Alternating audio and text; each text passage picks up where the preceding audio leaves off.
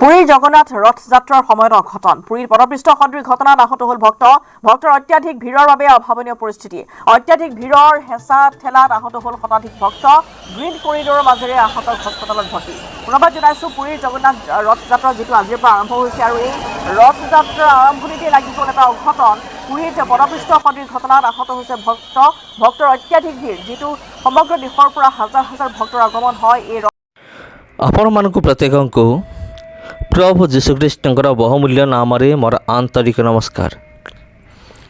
ଖ୍ରୀଷ୍ଟରେ ପ୍ରିୟ ଭାଇ ଏବଂ ଭଉଣୀମାନେ, ବର୍ତ୍ତମାନ ହିନ୍ଦୁ ଧର୍ମର ରଥଯାତ୍ରା ବର୍ତ୍ତମାନ ଚାଲିଛି।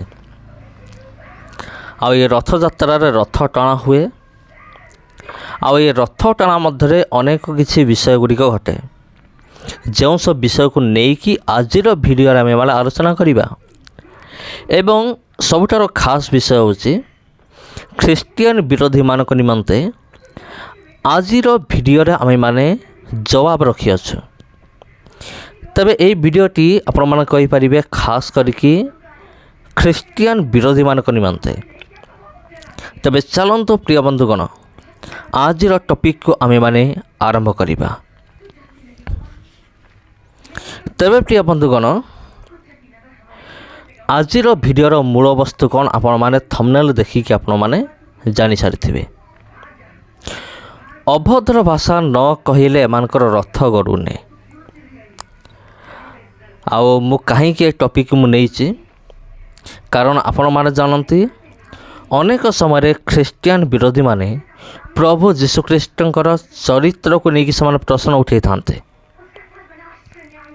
ମାତା ମରିୟମଙ୍କର ଚରିତ୍ରକୁ ନେଇକି ଆଉ ଖ୍ରୀଷ୍ଟିଆନିଟିକୁ ବଦନାମ କରିବା ପାଇଁ ସେମାନେ ଚେଷ୍ଟା କରିଥାନ୍ତି।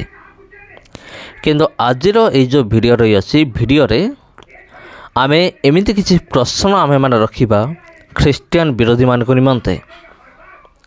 ହୁଏତ ଏ ସମସ୍ତ ପ୍ରଶ୍ନର ଉତ୍ତର ସେମାନଙ୍କ ପାଖରେ ନଥିବ। ତେବେ ମୋର ଏଇ ଭିଡ଼ିଓ ତିଆରି କରିବାର ଉଦ୍ଦେଶ୍ୟ ହେଉଛି କ'ଣ? ଖ୍ରୀଷ୍ଟିଆନ ବିରୋଧୀମାନଙ୍କୁ ଜବାବ ଦେବା ନିମନ୍ତେ। ଏବଂ ଆଜି ମୋର ହଠାତ୍ ଗୋଟେ ବିଷୟ ମୋର ମନେ ପଡ଼ିଗଲା, ଆଉ ସେଥିରେ ମୋତେ ମୁଁ ଭାବିଲି ଏଇ ଟପିକ୍ ଉପରେ ଗୋଟେ ଭିଡ଼ିଓ ବନେଇଲେ ଭଲ ହୁଅନ୍ତା। ହଁ ପ୍ରିୟ ବନ୍ଧୁଗଣ, ତେବେ ଘଟଣାଟି ମୁଁ ଆପଣଙ୍କୁ ପୁରା ଜଣାଇ ଦେଉଛି ଯେ କିଛି ବର୍ଷ ପୂର୍ବରୁ ମୁଁ କେବଳ ଶୁଣିଥିଲି ରଥଯାତ୍ରାରେ କ'ଣ କରାହୁଏ, ଅଭଦ୍ର ଭାଷା କୁହାଯାଏ। ଅଭଦ୍ର ଭାଷା କହିଲେ ଯାଇକି ରଥ ଗଡ଼େ, ନହେଲେ ରଥ ତାଙ୍କ ଗଡ଼ିବନି। ତେବେ ମୁଁ ଭାବିଲି ଠିକ୍ ଅଛି, ଚାଲ ଆମେ ନିଜ ଆଖିରେ ଆମେ ଦେଖିବା ପ୍ରକୃତରେ ଏଇ କଥାଟି ସତ ନା ମିଛ। ତାପରେ ମୁଁ କ'ଣ କଲି, ଗୋଟିଏ ଦିନ ଆଉ ହିନ୍ଦୁମାନଙ୍କର ଯେଉଁ ରଥଯାତ୍ରା ଦିନ ମୁଁ ଗଲି। ରଥଯାତ୍ରା ଦିନ ଗଲି, ତାପରେ ସେଠାରେ ମୁଁ ଦେଖିଲି ଆଉ ଶୁଣିଲି ମଧ୍ୟ, ଯାହା ମୁଁ ଆଗରୁ ଶୁଣିଥିଲି ତାହା ହିଁ ଠିକ୍ ଥିଲା। ଅର୍ଥାତ୍ ମୁଁ ଶୁଣିଥିଲି ଯେ ଏମାନେ ଅଭଦ୍ର ଭାଷା କୁହନ୍ତି, ନ କହିଲେ ରଥ ଗଡ଼େ ନାହିଁ। ସତକୁ ସତ ସେଠାରେ ରଥ ଟାଣୁଥିବା ଲୋକମାନେ କ'ଣ କରୁଥିଲେ, ଅଭଦ୍ର ଭାଷା କହୁଥିଲେ। କ'ଣ କହୁଥିଲେ ସେଇଟା ତ ମୁଁ ଆପଣଙ୍କୁ କହିପାରିବି ନାହିଁ, ତା ସହିତ ମୁଁ ଆପଣଙ୍କୁ ଶୁଣେଇ ବି ପାରିବି ନାହିଁ।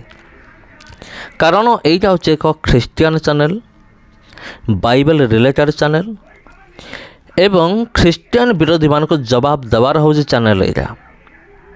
ଆଉ ସେଥି ନିମନ୍ତେ ମୁଁ ଚାହୁଁନି ସେ ଭାଷା ଗୁଡ଼ିକ ଆପଣଙ୍କୁ ଶୁଣେଇବା ନିମନ୍ତେ। କିନ୍ତୁ ପ୍ରିୟ ବନ୍ଧୁଗଣ, ମୁଁ ଯାହା ଦେଖିଲି, ମୁଁ ଅନୁଭବ କଲି, ପ୍ରାୟ ସତ୍ୟ ବିଷୟ ଅଟେ। ଏମାନେ କ'ଣ କରନ୍ତି ନା, ରଥଯାତ୍ରାରେ ଏମାନେ ଅଭଦ୍ର ଭାଷା ମାନେ ପ୍ରୟୋଗ କରନ୍ତି, ନହେଲେ ଏମାନଙ୍କର ରଥ କୁଆଡ଼େ ଗଡ଼େ ନାହିଁ। ଏମାନେ ପ୍ରଭୁ ଯୀଶୁଖ୍ରୀଷ୍ଟଙ୍କୁ ନେଇକି ଅନେକ କିଛି ପ୍ରଶ୍ନ ଏମାନେ କରିଥାନ୍ତି। ତେଣୁ ଆମର ମଧ୍ୟ କର୍ତ୍ତବ୍ୟ, ଆମେ ଗୋଟେ ଦୁଇଟା ପ୍ରଶ୍ନ ଏମାନଙ୍କୁ ଆମେ କରିବା ଦରକାର। ରଥଯାତ୍ରାରେ ଯାହାକୁ ତୁମେମାନେ ମହାପ୍ରଭୁ ବୋଲି କହୁଛ, ସେ ଜଗନ୍ନାଥଙ୍କ ରଥ ଗଡ଼ୁନି, ଅଭଦ୍ର ଭାଷା ନ କହିଲେ ଗଡ଼ୁନି।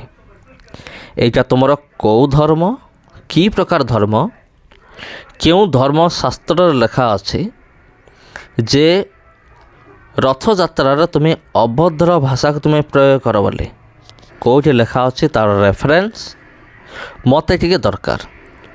ଯଦି ସମ୍ଭବ କମେଣ୍ଟ ବକ୍ସରେ ମୋତେ ଟିକେ କମେଣ୍ଟ କରିଦେବ। ଆଉ କାହିଁକି ଏମିତି ରଥଯାତ୍ରାରେ ଅଭଦ୍ର ଭାଷା ସବୁ ପ୍ରୟୋଗ କରାଯାଏ, ମାନେ ଏଇଟା କେଉଁ ପ୍ରକାର ଧର୍ମ? ମୋର ଦ୍ୱିତୀୟ ପ୍ରଶ୍ନ ହେଉଛି, ତୁମେମାନେ ଯେଉଁ କହୁଛ ତୁମେମାନେ ସବୁ ଖ୍ରୀଷ୍ଟ ଧର୍ମ ଛାଡ଼ିକି ତୁମେ ହିନ୍ଦୁ ହେଇଯାଅ, ଆମର ସନାତନ ଧର୍ମ ହିନ୍ଦୁ ଧର୍ମ ହେଉଛି ମହାନ, ତେବେ ଯେଉଁ ଧର୍ମରେ ଏମିତି ବିଷୟ ସବୁ ରହିଅଛି ଆଉ ଜଣେ ପ୍ରଭୁ ଯୀଶୁଖ୍ରୀଷ୍ଟଙ୍କୁ ଛାଡ଼ିକି ସେ ଧର୍ମକୁ କାହିଁକି ଯିବ? ଯେଉଁ ଯୀଶୁଖ୍ରୀଷ୍ଟଙ୍କ ଠାରେ ମୁକ୍ତି ଅଛି, ଜୀବନ ଅଛି, ଯେଉଁ ପ୍ରଭୁ ଯୀଶୁଖ୍ରୀଷ୍ଟ ସମଗ୍ର ଜଗତକୁ ଉଦ୍ଧାର କରିସାରିଛନ୍ତି, କିଏ ଉଦ୍ଧାର ପାଇବ? କେବଳ ବିଶ୍ୱାସ କରିବ ଯେ ସେ ଉଦ୍ଧାର ପାଇବ। ଏତେ ବଡ଼ ପରିତ୍ରାଣର ମାର୍ଗ ଯିଏ ପ୍ରସ୍ତୁତ କଲେ, ତାଙ୍କୁ ଛାଡ଼ିକି ଆମେ ଏଇଭଳି ଗୋଟେ ଧର୍ମକୁ ଆମେ କାହିଁକି ଯିବୁ? ସେଇଟା ବି ଟିକେ କମେଣ୍ଟ କରିକି ଜଣାଇ ଦିଅ। ନମସ୍କାର ପ୍ରିୟ ବନ୍ଧୁଗଣ, ଭିଡ଼ିଓ ଭଲ ଲାଗିଥିଲେ ଭିଡ଼ିଓକୁ ସେୟାର କରନ୍ତୁ, ଚ୍ୟାନେଲକୁ ସବସ୍କ୍ରାଇବ୍ କରନ୍ତୁ। ধন্যবাদ। ৰথযাত্ৰালৈ আৰু এই ৰথযাত্ৰাৰ সময়ছোৱাতে অত্যাধিক ভিৰ হয় আৰু সেই ভিৰৰ সময়ছোৱাতে এনেধৰণে ঠেলা হেঁচাতেই শতাধিক ভক্ত ইতিমধ্যে আহত হৈ পৰিছে আৰু এই আহত ভক্তসকলক গ্ৰীণ কৰিডৰৰ মাজেৰে লৈ যোৱা হৈছে আৰু স্থানীয় চিকিৎসালয়ত ভৰ্তি কৰা হৈছে। লাখ লাখ ভক্তৰ আগমনেৰে ইতিমধ্যে পুৰী জগন্নাথ যাত্ৰাত এক আধ্যাত্মিক পৰিৱেশৰ সৃষ্টি হৈছে, কিন্তু তাৰ মাজতে কেতবোৰ অনাকাংক্ষিত ঘটনাও সংঘটিত হয় আৰু বনপৃষ্ঠ সদৃশ ঘটনাত ইতিমধ্যে আহত হৈছে কেইবা লোকৰ যিহেতু যথেষ্ট ভিৰ হৈছে, শতাধিক ভক্ত ইতিমধ্যে আহত হৈ পৰিছে আৰু গ্ৰীণ কৰিডৰৰ মাজেৰে লৈ যোৱা হৈছে ভক্তসকলক। আঘাতপ্ৰাপ্ত ভক্তসকলক চিকিৎসালয়ত ইতিমধ্যে ভৰ্তি কৰা হৈছে।